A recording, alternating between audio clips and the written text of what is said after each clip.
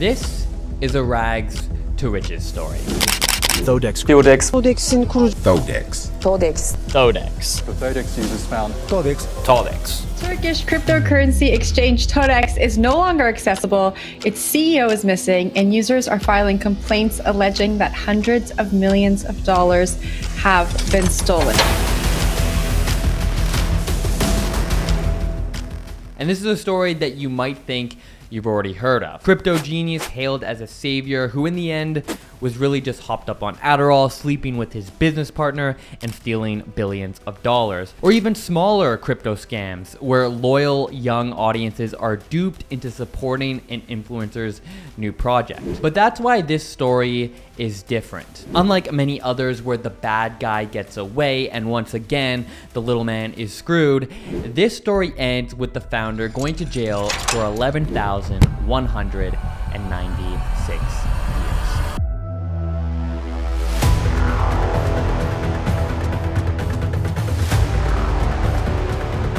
It's 2017 and a company called Thodex was just founded in Turkey. The idea behind Thodex was to offer the ability to trade cryptocurrencies. Simple enough in theory, but indeed not necessarily an easy business to start. But that didn't stop Faruk Fatih Ozer, the main character in this story. You see, if you back up just a few years earlier, Faruk dropped out of high school. Now, most people either drop out of high school for two reasons. Either one, you're an idiot, or two, you're a genius. I'm not a smart man. And if we look at just the beginning of this story, it looked like it was the latter. Indeed, most thought that Faruk was a genius. And that's because just a few years after dropping out of high school, Faruk founded Thodex, and it did not take long for it to turn into a massive success. It wasn't long before Thodex became one of Turkey's largest crypto exchanges, amassing almost 400,000 users by 2021, with $2 billion worth of crypto assets under the company, and Faruk was loving every single minute of it. He was photoshopped with politicians, was making tons of money, and he was on track to become a household name in Turkey. I mean, it was his company, Thodex, that introduced the very first Bitcoin ATMs in Turkey. I traveled to Eastern and Central Europe this summer, and I can tell you Bitcoin ATMs are everywhere now. So everything was going amazing. But just 4 years after starting the company, in 2021, everything for Faruk was about to come crashing down in heroic fashion. What was about to happen was a crash that not even Hollywood could come up with. A crash that included fleeing and hiding in Albania, stealing millions of dollars, and of course, an 11,000-year prison sentence that we're going to see.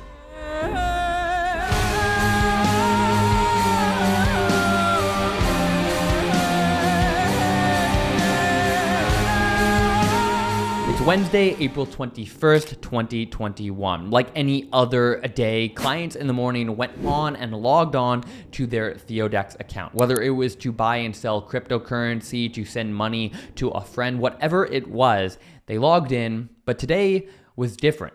They simply couldn't log in when they tried to. All of a sudden, they were no longer able to access their digital assets. Thodex, out of nowhere, halted trading on this day. You couldn't do a single thing on the platform. And this is when all of the dominoes started to fall. But Thodex tried to play it all off at the very beginning. One day later, on Thursday, the company said services will remain closed for about 5 working days while the share transfer is completed.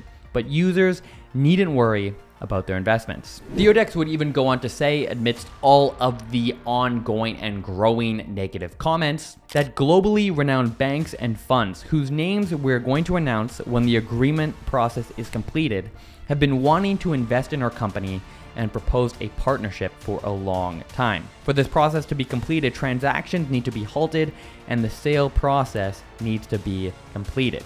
Of course, when government officials and companies say, there's no need to panic, relax, everything is fine, it's usually that exact moment where you actually need to start panicking. And in hindsight, this is exactly what happened. It wasn't long after this that news leaked of Faruk fleeing the country, that even before this Thursday statement, he had flown out from the Istanbul airport on Tuesday and even deleted his social media accounts. Faruk then tried to begin piecing together an explanation for what was going on. He said all the way back in 2018, they faced cyber attacks that never ended. They were still ongoing, and as a result, 30,000 accounts had been impacted. But not to worry, your investments were safe, but the website had to go down to protect these accounts. He even said that he would be returning to the country shortly. He was simply out for some business meetings, and that all impacted accounts would be compensated. But that is not what happened. Faruk did not return to the country, and it was not long before government officials began to notice. The Financial Crimes Board suspended all accounts. The government began to investigate the case. The Anti-Cybercrimes Unit searched their offices, and the Public Prosecutor's Office announced that it had launched an investigation against Thodex. And amongst all of this, where was Faruk? Faruk was on a plane headed to Albania in an attempt to flee the Turkish government. Now, in many similar stories, this is where the story would end. The criminal gets away, he scams countless people, and he has to go to some small country and just lay low while things subside and never return for the rest of his life. But the Turkish government had other plans in mind, and this is why this story will eventually get turned into a Netflix documentary. I guarantee it. So while Faruk fled to Albania with his two brothers, Turkey issued an international arrest warrant. They wanted Faruk and his brothers back on home soil. They wanted him back in Turkey so that they could deal with this and so that he could go to trial.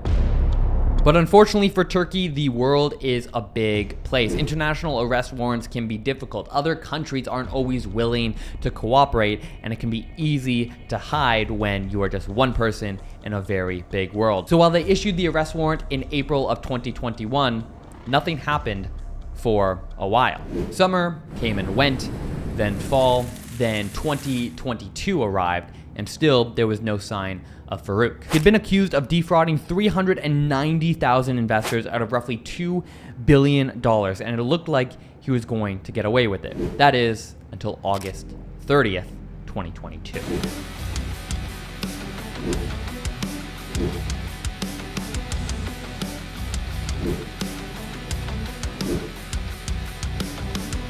That's right, on August 30th, everything for Faruk came crashing down. He was arrested in Albania, and it would take an entire 7 months before he would be extradited back to Turkey in April 2023 to face the music. Now, there is a very clear reason for why Faruk fled Turkey. Turkey has been getting increasingly strict in their laws and law enforcement, and they were not going to let him get away with this. Unlike the US that allows everybody to walk out of Walmart with flat screen TVs without issue, Turkey actually enforces the law. And Faruk knew that there was a very good chance that he was going to be made an example of, a clear example for why nobody in the country of Turkey can take advantage of their citizens, especially when it comes to financial crimes that often just don't get punished. And that is exactly what happened. Rather than just having to pay a huge fine, make a formal apology, being banned for life from securities trading, on September 7th, 4 months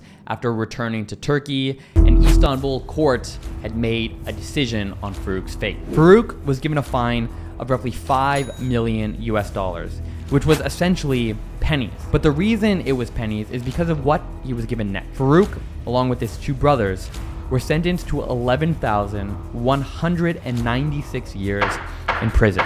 And now you know the story of the billionaire that is going to jail for over 10,000 years. In fact, the court wanted to give him an even longer sentence, but they landed on 11,196 years. Speaking of billionaires, there is a billionaire that you likely have never even heard of who is running for president, and he actually has a pretty good shot of winning. And that's why you have to check out this video here on the unknown billionaire that just might be the next president. Thanks for watching. I'll see you in the next one. Until then, peace.